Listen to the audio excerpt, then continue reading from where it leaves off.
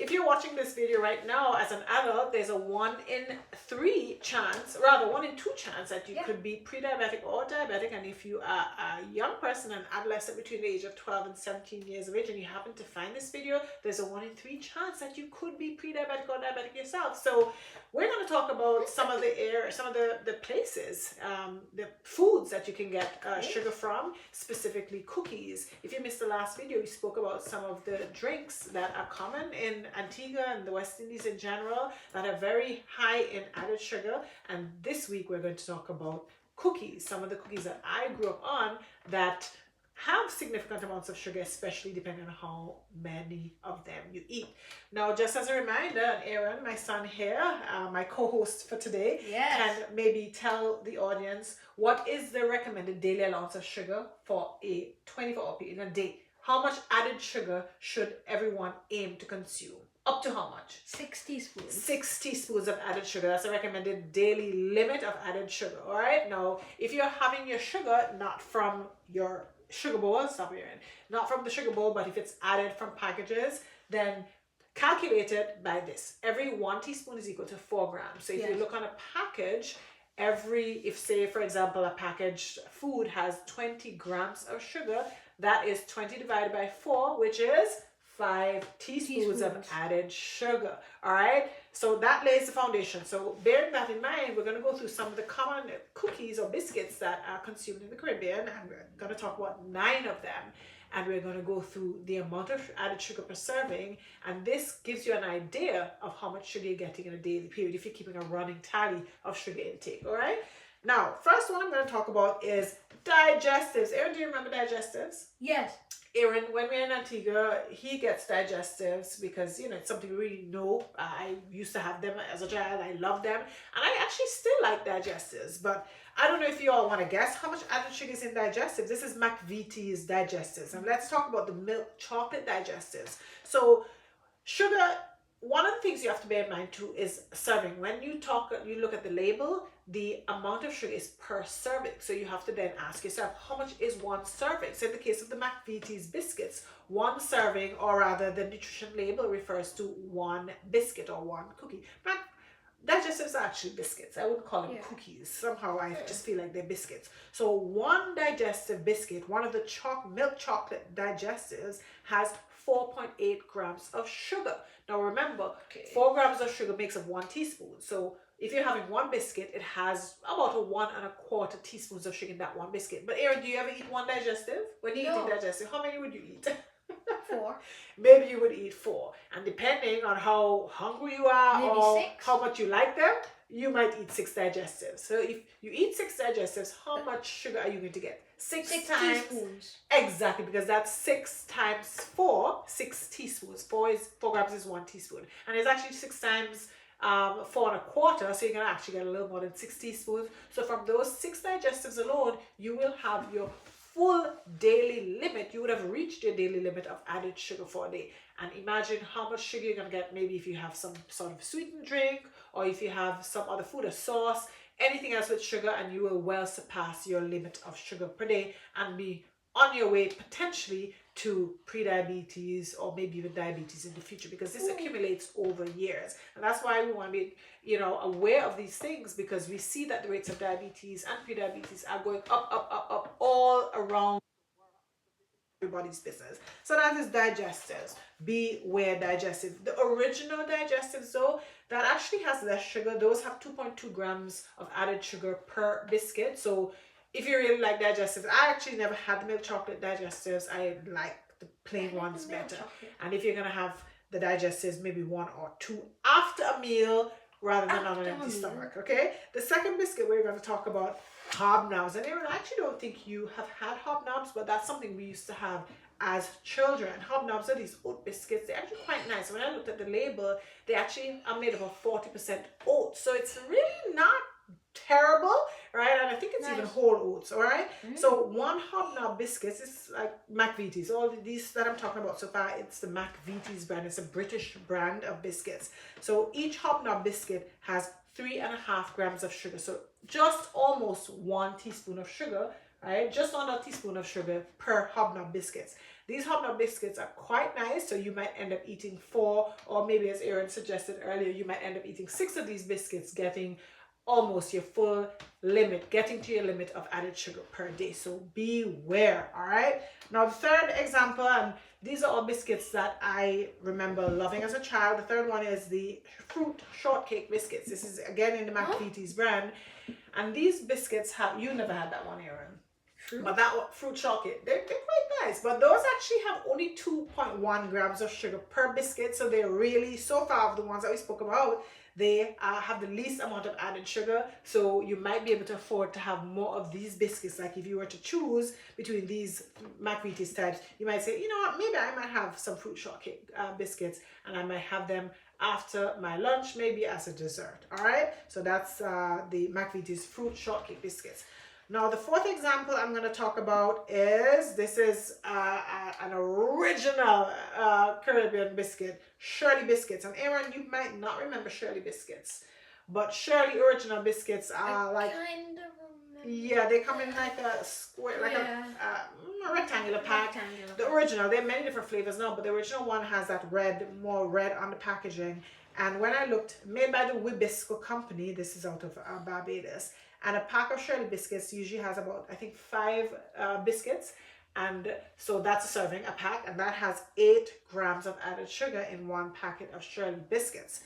8 grams of added sugar is, how many teaspoons is that? 8 grams. 2 teaspoons, because 4 grams make up 1 teaspoon.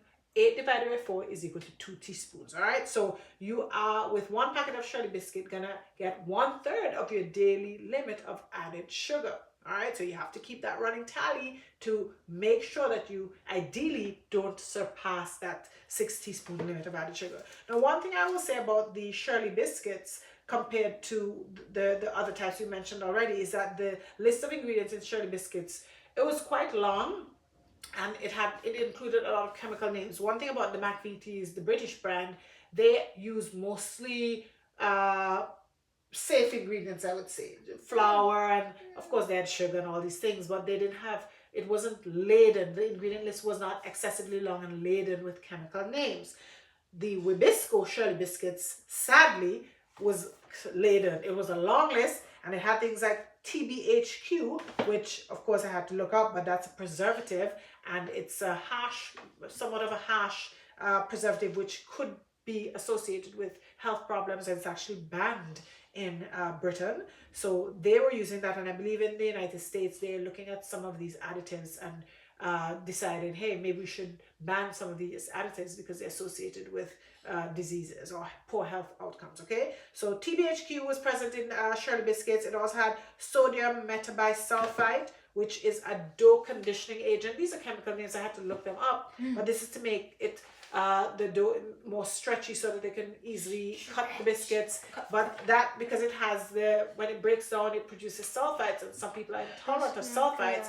Yeah, and that's kind of harsh. These are things that you might be, not necessarily have a specific disease, but you don't feel well, and especially if you eat lots of these things year after year, they accumulate and cause problems, just non-specific health problems going into the future. Okay, another thing about the Shirley biscuits that really disappointed me, and again, I really enjoyed the taste of Shirley biscuits growing up, but it had shortening, and shortening is essentially trans fat. All right, they use palm oil, vegetable oil, and also the shortening had TBHQ as well, and this is how they stabilize some of these vegetable oils. And we now know that these trans fats are bad. They cause inflammation in the body, promote heart disease, and a variety of other health problems. Okay, and then lastly, the Shirley biscuits had artificial flavors among some other ingredients. So the Shirley biscuits really were very disappointing. And then I will say too that last time I had Shirley biscuits, they didn't taste the same as the Shirley biscuits I grew up on in the 80s. And it might be that they substituted the better ingredients back then for more inferior or poor quality ingredients now, and added all these chemicals and fillers. All right, so definitely I would not recommend Shirley biscuits because of the additives, and then it kind of has more sugar than the others. All right. Yeah.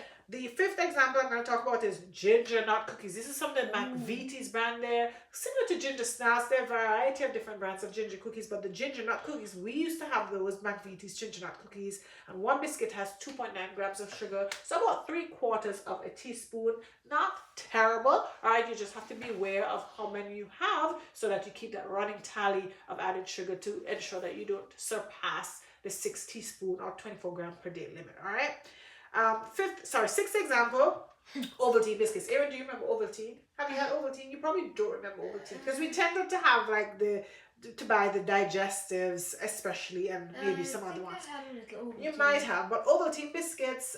This is, I believe, Nestle, and this one a 5-pack. And these come in little packs of 5, and one pack or one serving has 8 grams of sugar, which again is 2 teaspoons. So not crazy, but you have to keep that running tally of how many. If you might have 1 pack. Usually we would have 1 pack growing up, right?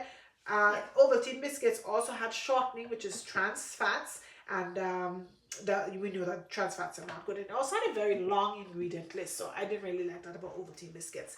The 7th example is Garibaldi currant biscuits. You had that. Erin liked the Garibaldi biscuits. It was really nice. So the Garibaldi biscuits actually, one serving of these, they come in it's like a flat packet of purple, and it's these currant biscuits, and one serving is 3 of the biscuits, and that one serving, Aaron, unfortunately has 10 grams of added sugar, so quite a lot of added sugar. This is not a biscuit that has a lot of oats and so on, like the hobnobs, and so you have to kind of beware this biscuit. Very tasty, right? I like this one myself, but it has 2.5 teaspoons of added sugar, which is essentially almost half of your daily limit. So beware these Garibaldi currant biscuits.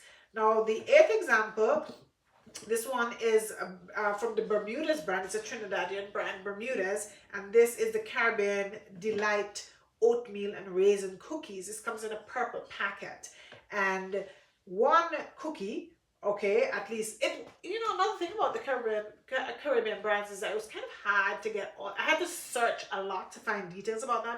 I suppose for you watching, if you're going to supermarket, you can pick up the label, pick up the packet, and really turn it to study what's in it. But from what I found on the internet, a serving has 6 to 7 grams of sugar, and I'm not sure. It seemed to suggest that one cookie had 6 to 7 grams of sugar compared to one cookie of the digestives or the hobnobs, which are like 2, 3, 4, right? So 6 to 7 grams of sugar is 1.5 to 2 teaspoons of sugar in one cookie or one biscuit of the Bermuda's Caribbean Delight oatmeal and raisin cookies, all right? So per one cookie compared to 3 cookies or biscuits of the Garibaldi that had 10, one has 6 to 7. So you might want to choose the Garibaldi over the Caribbean Delight oatmeal and raisin cookies, all right? And then the 9th and final example, this is also from the Bermuda's brand, and these are the Domino vanilla cream cookies. I think almost sure these were around in the 80s when I was growing up, but one pack of these, it has several small round cookies. It's like a blue packet. And one pack, which is a serving, has 16 to 17 grams of sugar. So divide that by 4, and that's like just over 4 teaspoons of added sugar in one pack. So that's 2/3 of what you should have for the whole day of added sugar, right? Why is it important for us to keep a track of added sugar? Because added sugar, really, excessive amounts of added sugar increases your chance of getting pre-diabetes or diabetes, okay? Yeah. If you have pre-diabetes or diabetes, it means that you have discomfort in life, lots of medication. Do you want to go take that off for me? I'm actually making some soup and I didn't realize my time went, so my Aaron's going to take care of that. But anyway, that actually increases the chance of you getting diabetes, being on medications, having lots of other complications, and then just costs and discomfort. All right, so pay attention to added sugar amounts in your meals. Cookies are just one thing, drinks are another thing, sauces, so many other things that are sources of added sugar in your diet. All right. So I hope you all found this enlightening, and we will see you in the future with another video to help with your decisions for your health. Your decisions. Goodbye. Thanks for watching. Bye.